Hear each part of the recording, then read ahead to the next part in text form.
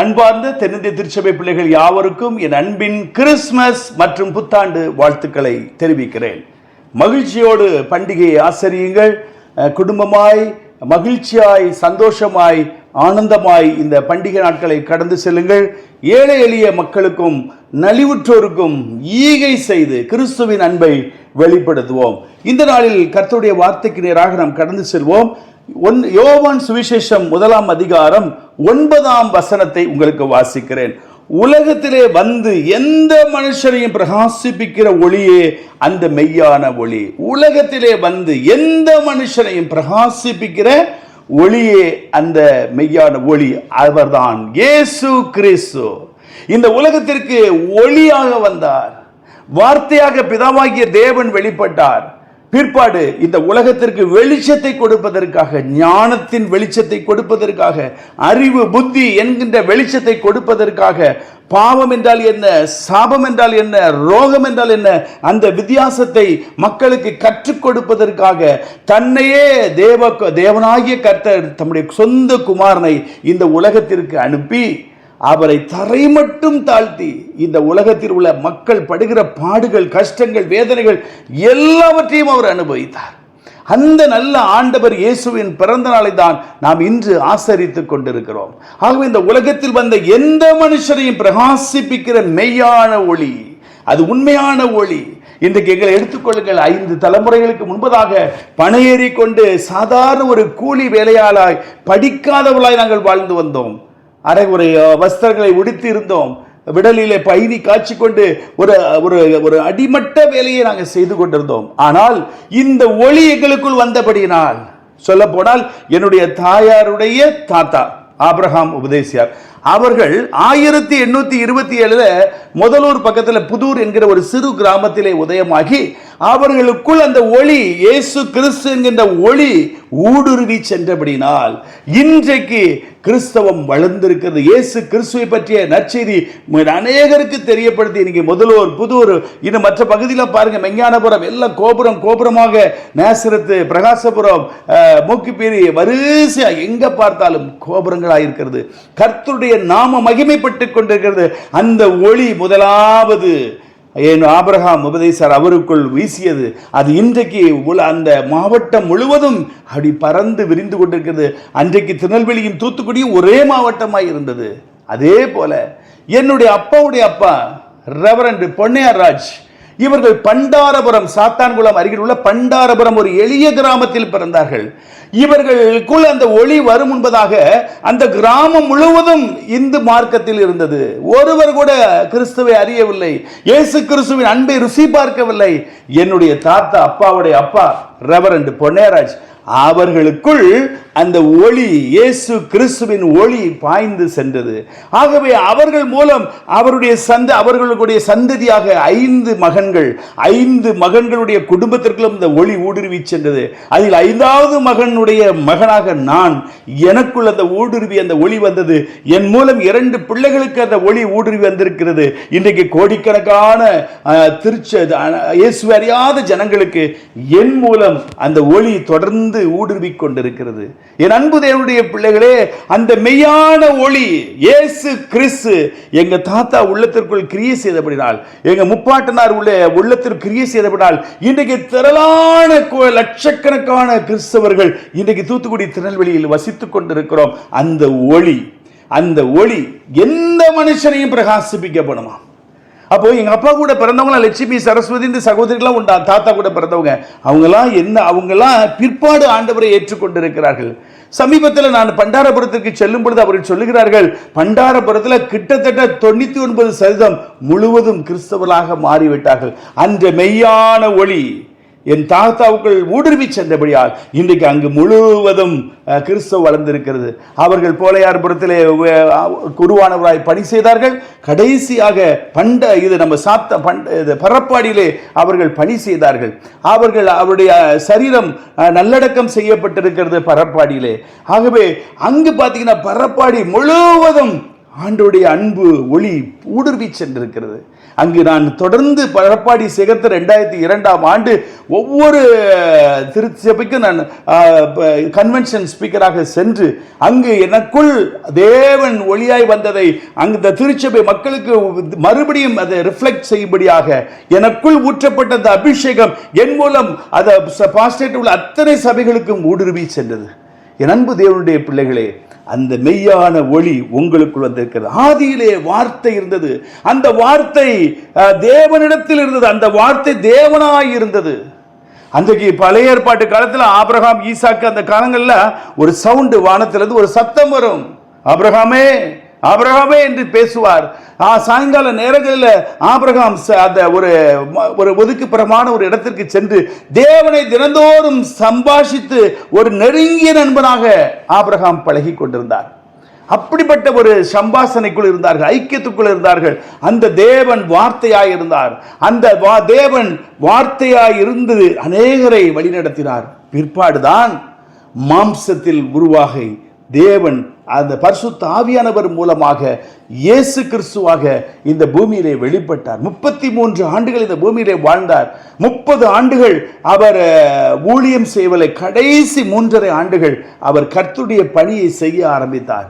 கைவர்கள், எதிரிகள், பெரிய பெரிய மத தலைவர்களாம் பொறாமை கொண்டு இவன் பின்பு எல்லாரும் புறப்பட்டு செல்கிறார்களே, என்ன நம்மை யாரும் மக்கள் கண்டுகொள்ளவில்லையே என்று அன்றைக்குள்ள வேதபாரகர் பரிசேயர் எல்லாரும் இந்த இயேசு கிறிஸ்து மூர்க்க வெறி கொண்டு கூலிப்படை வைத்து இயேசுவை கொலை செய்தார்கள். இயேசுவை வாரினால் அடித்து சிலுவையில் அறைந்தார்கள். அதை இவரை கொலை செய்வதற்காக, இவரை தண்டனை கொடுப்பதற்காக ராஜா கிட்ட கொண்டு கொடுறாங்க. ராஜா சொல்றார், இவர் மேல ஒரு குற்றம் இல்லையே, கொலை தண்டனை கொடுப்புகிற அளவிற்கு இவர் மேல் ஒன்று குற்றம் இல்லையே என்று சொல்றார். இல்லை இல்லை இல்லை, கண்டிப்பா பரபாசவனை எங்களுக்கு விடுதலை பண்ணுங்க, அதாவது கொலைகாரனை விடுதலை பண்ணுங்க. ஆனா இயேசு கிறிஸ்துவையோ சிலுவையில் அறையும் என்று கூச்சலிட்டு சிலுவையில் அறைந்து கொன்று விட்டார்கள். ஆனா அதோடு முடிந்து விட்டதா? அவர் 3ஆம் நாள் மரித்தோரிலிருந்து உயிரோடு எழுப்பினார். அந்த உயிர்த்தெழுதலின் ஆண்டவர் தான் இன்றைக்கு உங்களுக்குள்ளும் எனக்குள்ளும் வாசம் செய்கிறார். நாமெல்லாம் நடமாடும் நிருபங்களாக கடந்து சென்று கொண்டிருக்கிறோம். ஆகவேதான் நம்முடைய பள்ளிக்கூடத்தில் வேலை செய்கிற ஆசிரியர்களுக்கும் மருத்துவமனையில் வேலை செய்கிற மருத்துவர்களுக்கும் செவிலியர்களுக்கும் நான் சொல்லுகிறேன், இயேசு கிறிஸ்து உங்களுக்குள் ஒளியாய் வந்திருக்கிறார். அந்த ஒளியை உங்களை நாடி வருகிற அந்த பிள்ளைகளுக்கும் நாடி வருகிற வியாதியஸ்தர்களுக்கும் அன்பு நிமித்தமாக அந்த ஒளியை வெளியே பரப்பி விடுங்க. அது அப்படியே 30, 60, 100 பலன் கொடுக்க ஆரம்பிக்கும். அதற்காக தான் ஊழியத்தை கர்த்தர் உங்கள் கையில் கொடுத்திருக்கிறார். ஆசிரியர் பணி என்பது ஒரு ஊழியம், மருத்துவ பணி என்பது ஒரு ஊழியம், இது ஒரு சேவை. இதன் மூலம் கிறிஸ்துவின் ஒளியை அநேகருக்குள் நாம் கொண்டு செல்ல வேண்டும். அதனால மறுபடியும் இந்த வசனத்தை வாசிக்கிறேன்.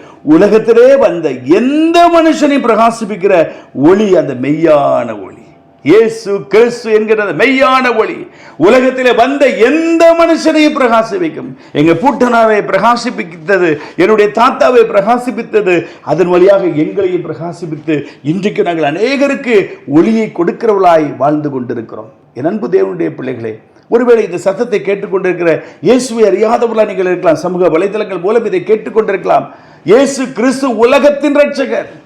அவர் இம்மானுவேல், உலகத்தின் பாவத்தை சுமந்து தீர்க்கிற தேவாட்டுக்குட்டியாய் வந்தார். உலகத்தில் உள்ள அனைத்து கோடி மக்களுடைய பாவத்தையும் சுமந்து தீர்க்கிற தேவாட்டுக்குட்டி. அந்த தேவாட்டுக்குட்டியிடம் நீங்கள் வந்து விட்டால் போதும், நீங்கள் உயர்ந்த ஸ்தானத்தில் வைக்கப்படுவீர்கள். இம்மையிலே நூறத்தனையான ஆசீர்வாதத்தையும், மறுமையிலே கண்ணை மூடும் பொழுது சொர்க்கத்திலே பரலோகத்திலே நீங்கள் சந்தோஷமாய் யுக யுகமாய் நீங்கள் ஆண்டு அனுபவிப்பீர்கள். அதற்காக தான் இந்த இயேசுவை நாங்கள் பிரசங்கிக்கிறோம். ஆகவே இந்த இயேசுவை நீங்கள் சொந்த இரட்சகராய் ஏற்றுக்கொள்ளுங்கள். அன்றைக்கு என்னுடைய தாத்தா இயேசுவை ஏற்றுக்கொள்ளவில்லை என்றால் நாங்கள் இன்றைக்கு எங்கேயோ இருந்திருப்போம்.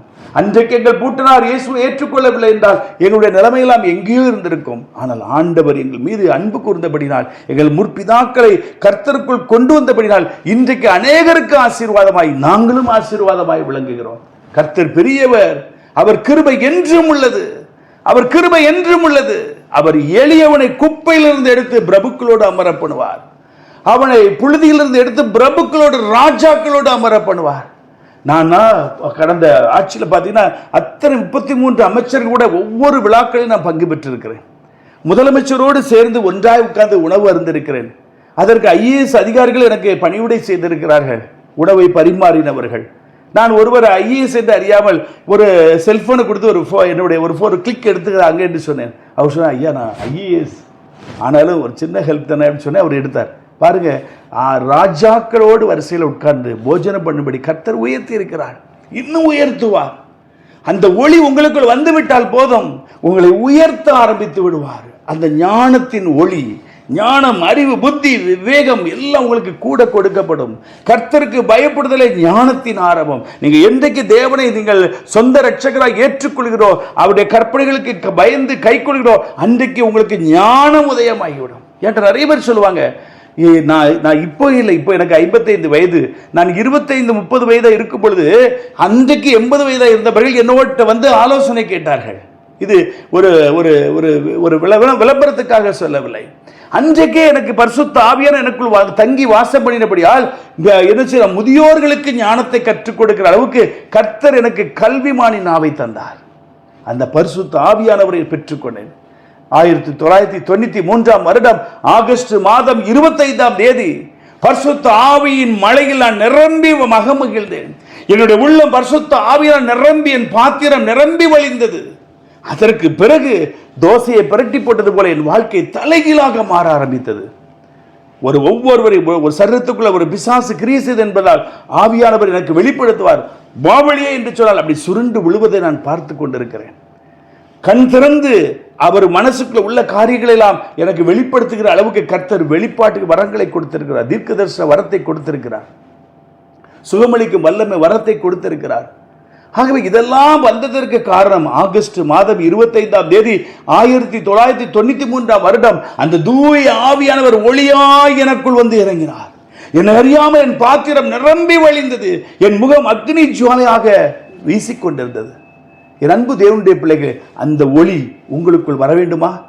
இன்றைக்கு ஆண்டவரை உறுதியாய் பற்றி கொண்டு, ஆண்டவரே அந்த மெய்யான ஒளி எனக்குள் வந்து தங்கட்டும் என்று சொல்லிக்காங்க. இந்த சத்தத்தை கேட்டுக்கொண்டிருக்கிற இயேசு அறியாதவர்களாய் இருந்தாலும் உங்களுக்கும் அந்த ஒளி கிடைக்கும். ஒருவேளை கிறிஸ்தவளாய், பெயர் கிறிஸ்தவளாய் இருந்து ரட்சிப்பின் அனுபவம் இல்லாமல் பாவத்தில் உழந்து தவிக்கிற உங்களுக்கும் சொல்கிறேன், ஆண்டவரே எனக்குள் வந்து நீர் தங்கும், உங்களுடைய ஞான ஒளி எனக்கு வேண்டும் என்று சொல்லிக்கிறேன். ஒரே ஒரு சின்ன ஓமையை, ஒரு நடந்த சம்பவத்தை சொல்லி உங்களுக்காக நான் ஜெபிக்க போகிறேன். 2003ஆம் ஆண்டு சண்முகாபுரம் சர்ச்சி தூத்துக்குடியில் என்னுடைய உறவினர் தான் வான்ஸ்டாங் ஐயர். இப்போதான் அவங்க கிளர்ச்சி செக்ரட்டரியாக இருக்கிறாங்க. அவர்கள் என்னை அழைத்தார்கள். அன்றைக்கு சொன்னாங்க, நீங்கள் உபவாச ஜெபத்தோடு சேர்ந்து ஆராதனை முடிந்தவுடன் அப்படி உபவாச ஜெபத்தை சேர்த்து நடத்துங்கள் என்று சொன்னார்கள். பாருங்க, 9 மணிக்கு ஆரம்பித்தது, 1 மணி வரைக்கும் இந்த 6 ஜெபத்தை அப்படியே நெருக்கி கொண்டு போயிட்டே இருக்கிறோம். அப்போ அவங்க சொன்னாங்க, முடித்த பிறகு சொல்கிறாங்க, அவங்க வான்ஸ்டாங்க ஐயாவுடைய மிஸ்ஸஸ், அவங்க ஐயரம்மா, அவங்க சொல்கிறாங்க, ஐயா என் பிள்ளை வந்து உங்கள்கிட்ட ஒன்று சொல்கிறா, நீங்கள் கவனிக்கல, எங்கள் அம்மாவை போட்டு அடின்னு அடிச்சுக்கிட்டு அப்படின்னு சொன்னாங்க. என்னன்னு கேட்டால், நான் வந்து இடையில ஹெவி அனாய்டிங் எனக்குள்ளே இறங்குது, என்னக்குள்ளே இருந்த அக்னி பிளம்பு வெளியே செல்வதை என் சரீரத்தில் நான் உணர்ந்தேன். உடனே உள்ளே போய் ஒவ்வொரு முழங்கால் நிற்கிறவங்க மேலே கைகளை வைத்து பரிசுத்த ஆவியை பெற்றுக்கொள்ளுங்கள் என்று ஒவ்வொருடைய சிரசில் வைக்கும் பொழுது எல்லாரும் பொத்து என்று சரிந்து விழுந்தார்கள். அப்பொழுது இந்த ஈரமாவும் பரிசுத்த ஆவி நிறைவே நான் பெற்றேன் என்று 2002ஆம் ஆண்டு என்னோடு கூட சொன்னார்கள். என் அன்பு தேவனுடைய பிள்ளைகளே, அவர் சொல்கிறாங்க, என் பிள்ளை சொல்கிறாங்க, அம்மாவை போட்டு அடின்னு அடிச்சுக்கிட்டு, அதை கையை வைத்து பெற்றுக்கொள்ளுங்கள் என்று சொன்னதை அந்த குழந்தை அடின்னு அடித்து கொண்டது. இப்போ கிட்டத்தட்ட அந்த பொண்ணு இப்போ பெரிய பிள்ளையாக இருப்பாள். கல்யாணம் ஆகிட்டு 22 வயது மேலும் ஆகிவிட்டது. பாருங்க, ஆண்டவர் ஜீவனுள்ள தேவன். அவங்க சொன்னாங்க, ஐயா நான் உங்களை புகழ்றதுக்காக சொல்லலை, உங்களை சுற்றி ஒரு அக்னி எரிந்ததை என் திறந்த கண்களிலே பார்த்தேன். அந்த ஆலயத்தில் பின்னாடி சாட்டின் கிளாத் தொங்குது ஆல்டரில், அதுதான் வெட்டுதோ என்று நினைத்தேன். இல்லை, தன் கண்ணை கசக்கி விட்டு திறந்த கண்ணை பார்க்கும் பொழுது உங்களை சுற்றிலும் ஒரு அக்னி வெளிச்சம் இருந்ததை நான் பார்த்தேன் என்று சொன்னேன். நான் சரீரத்தில் உணர்ந்தேன், அவர்கள் கண்ணினால் கண்டார்கள். நான் எனக்கு அந்நிய பாஷை அபிஷேகம் என்றால் எனக்கு அது பிடிக்கவே செய்யாது, நான் அதை நம்பவே மாட்டேன். ஆனால் கர்த்தர் என்னையும் நிரப்பினார் என்று வான்ஸ்டாங் ஐயருடைய அம்மா சொன்னாங்க, ஒய்ஃப். அப்போ பாருங்க, கர்த்தர் ஜீவனுள்ள தேவன். எவரையும் பிரகாசிப்பிக்கிறது மெய்யான ஒளி, எவரையும் பிரகாசிப்பிக்கும். அது கிறிஸ்டியன், முஸ்லிம், இந்து, கடவுளை வெறுக்கிற என்று பார்க்காத அந்த ஒளி திடீரென்று உள்ளே வரும் பொழுது எவரையும் அது என்ன செய்யும், பிரகாசிப்பிக்க பண்ணுமா. இன்றைக்கு உங்களுடைய உள்ளத்திலே, இல்லத்திலே அந்த ஒளி இறங்கி வரப்போகிறது. ஒருவேளை உங்கள் வீட்டிலே சாபத்தோடு, வேதனையோடு, கண்ணீரோடு, நீங்கள் துக்கத்தோடு, படுக்கையில வியாதியோடு, சரீரத்திலே நெடுநாளாய் வியாதியோடு, சொறி சிறங்குகள் மற்றும் இருதய பலவீனம், கிட்னி பிரச்சனை, இப்படிப்பட்ட வியாதிகள் இருக்கிறீங்களா? இன்றைக்கு அந்த ஒளி, மெய்யான ஒளி, லேசர் கதிரை விட அதிக வல்லமை பொருந்திய ஒளி உங்களுக்குள் வந்து இறங்கும். எல்லா கட்டுகளையும் மாற்றிவிடும். ஜெபிக்கலாமா? அன்பும் இரக்கமுள்ள எங்கள் பரலோக பிதாவே, இந்த பண்டிகை நாளில் என்னோடு கூட இணைந்து ஜெபிக்கிற அன்பு பிள்ளைகள் ஒவ்வொரு மீதும் அந்த மெய்யான ஒளியாகிய கிறிஸ்து உதிப்பீராக. ஒவ்வொரு மீது உள்ளத்திலும் இல்லத்திலும் இப்பொழுது ஒளி இறங்கி வரட்டும் என்று நான் ஜெபிக்கிறேனப்பா. இந்த பண்டிகை நாளில் மருத்துவமனையிலோ, வீட்டிலோ, படுக்கையில் இருக்கிற யாராயிருந்தாலும் உம்முடைய மெய்யான ஒளி அவர்கள் உள்ளத்திலே, சரத்திலே பாய்ந்து செல்வதாக. I release anointing everyone. ஒவ்வொரு மீதும் எனக்குள் இருக்கிற அபிஷேகத்தை நான் ஒவ்வொரு மீதும் நான் அனுப்புகிறேன். உம்முடைய மெய்யான ஒளி ஒவ்வொரு உள்ளத்திலும், இல்லத்திலும், சரத்திலும் பாய்ந்து செல்வதாக. சாப கட்டுகள் எல்லாம் அறுக்கப்படுவதாக, பாவ கட்டுகள் அறுக்கப்படுவதாக, செய்வினை மாந்திரிக வல்லமைகள் செயலற்று போவதாக, கடன் பிரச்சனைகள், தருத்திரங்கள், வறுமைகள் எல்லாம் இல்லாமல் போகட்டும். இந்த ஒளி இப்பொழுது ஒவ்வொரு குடும்பத்திலும் அந்த காரியத்தை செய்யட்டும் என்று நான் ஜெபிக்கிறேன். படுக்கையில் இருக்கிறவர்கள் விசுவாசத்தோடு எழுந்து நடந்து பாருங்கள். இயேசுவின் நாமத்தினால், இயேசு கிறிஸ்து எனக்கு கொடுத்த அதிகாரத்தினால் அவருடைய தழும்புள்ள கரம் இப்பொழுது மீது அமருகிறது. எழுந்திருங்கள் படுக்கையிலிருந்து. ஆண்டவருடைய கரம் உங்களை தொடுகிறது. மருத்துவமனையில் படுக்கையில் இருக்கிறீர்களா? இப்பொழுது ஆண்டவருடைய கரம் உங்கள் மீது அமருகிறது. உங்கள் காயங்கள் மீது ஆண்டவருடைய காயமுள்ள கரம் அமருகிறது. உங்கள் இருதய மீது ஆண்டவருடைய கரம் அமருகிறது. உங்கள் நுரையீரல்கள், லங்ஸ் பாதிக்கப்பட்டிருக்கிறதா? ஆண்டவருடைய தழும்புள்ள கரம் உங்கள் மீது அமருகிறது. இயேசு கிறிஸ்துவின் அதிகாரமுள்ள வல்லமுள்ள நாமத்தினால் இப்பொழுது சுகமடைவதாக. பிசாசு கட்டுகள் அறுக்கப்படுவதாக. செய்வினை மாந்திரிக வல்லமைகள் இயேசுவின் நாமத்திலே செயலற்று போவதாக. உம்முடைய ஜீவன், உம்முடைய உயிர் தெளிந்த வல்லமை இப்பொழுது ஒவ்வொரு சரீரத்திலும், உள்ளத்திலும், இல்லத்திலும் இறங்கட்டும் என்று நான் ஜெபிக்கிறேன் அப்பா. கர்த்தர் அவ்வாறு செய்வதற்காக உமக்கு நன்றி. நெடுங்காலமாய் காத்திருத்தல் இருதயத்தை இழைக்கப்படும். விரும்பினது வரும்பொழுது அது ஜீவ விருட்சம் போல் இருக்கும் என்று சொன்னீரே. விரும்புகிற நன்மைகளை அருளிச்செய்வீராக. வீடு இல்லையே, சொந்த வீடு இல்லையே என்று புலம்புகிறவர்களுக்கு நல்ல ஒரு புதிய வீட்டை கட்டி கொடுப்பீராக. பிள்ளைகளுக்கு திருமணம் ஆகவில்லையே என்று புலம்புகிறவர்களுக்கு இயேசு கிறிஸ்துவின் நாமத்தில் ஒரு வாழ்க்கை துணையை ஏற்படுத்தி கொடுப்பீராக நான் ஜெபிக்கிறோம் ஆண்டவரே. திருமணம் ஆகியும் நெடுநாளாய் குழந்தை இல்லாமல் இருக்கிற பிள்ளைகளுக்கு இயேசுவின் நாமத்திலே கற்பம் திறக்கப்படுவதாக. அந்த அடைக்கப்பட்ட கற்பம் திறக்கப்படுவதாக. சபிக்கப்பட்ட கற்பம் இப்பொழுது ஆசீர்வதிக்கப்படுவதாக. ஆசீர்வதியும் அப்பா, ஆசீர்வதியும் ஆண்டவரே, ஆசீர்வதி. கீழ்ப்படியாத பிள்ளைகளை நிமித்தம் கண்ணீரோடு வேதனையோடு இருக்கிற பிள்ளைகளுக்கு ஒரு அற்புதத்தை, விடுதலையை கொடுப்பீராக. குடும்பத்திலே சமாதானம் இல்லாமல் சண்டை சண்டை என்று பிரிவினையாய் இருக்கிறவர்களுக்கு இயேசுவின் நாமத்திலே ஒரு அற்புதம் நடப்பதாக. இந்த ஒளி அவர்களை பிரிந்திருக்கிறவர்களை, இருதரத்தராய் இருக்கிறவர்களை இணைக்கட்டும் இப்பொழுது இயேசுவின் நாமத்தினால். உடைய மெய்யான ஒளி ஒவ்வொரு குடும்பத்திற்கும் பாய்ந்து செல்லட்டும். எல்லா துயரங்களையும் நீர் மாற்றுவீராக. இந்த பண்டிகை நாட்கள் மிகுந்த சமாதானத்தையும், சந்தோஷத்தையும், மகிழ்ச்சியை உண்டாக்குவதாக. இயேசு இரட்சகருடைய நாமத்திலே ஜெபிக்கிறோம் நல்ல பிதாவே. ஆமென், ஆமென். என் அன்பு தேவனுடைய பிள்ளைகளே, ஆண்டவர் உங்களை நிறைவாய் ஆசீர்வதித்திருக்கிறார். அநேகருக்கு இந்த வீடியோவை நீங்கள் பகிர்ந்து கொடுங்கள். அநேக இயேசுவை அறியாதவர்களுக்கு அனுப்பி வைங்கள். இது உங்களுக்கு கர்த்தர் கொடுத்த ஊழியம். அவர்கள் இதை வார்த்தையின் மூலம் ஆண்டவரை ஏற்றுக்கொள்வதற்கு ஏதுவாகும். உலகத்திலே வந்து பிரகாசிப்பிக்கிற மெய்யான ஒளி, எந்த மனுஷனையும் பிரகாசிப்பிக்கிற மெய்யான ஒளி உங்களுக்குள், உங்கள் இல்லத்திற்குள், உள்ளத்திற்குள் வந்திருக்கிறது. சந்தோஷமாய், மகிழ்ச்சியாய் பண்டிகையை ஆசரிங்க. God bless you.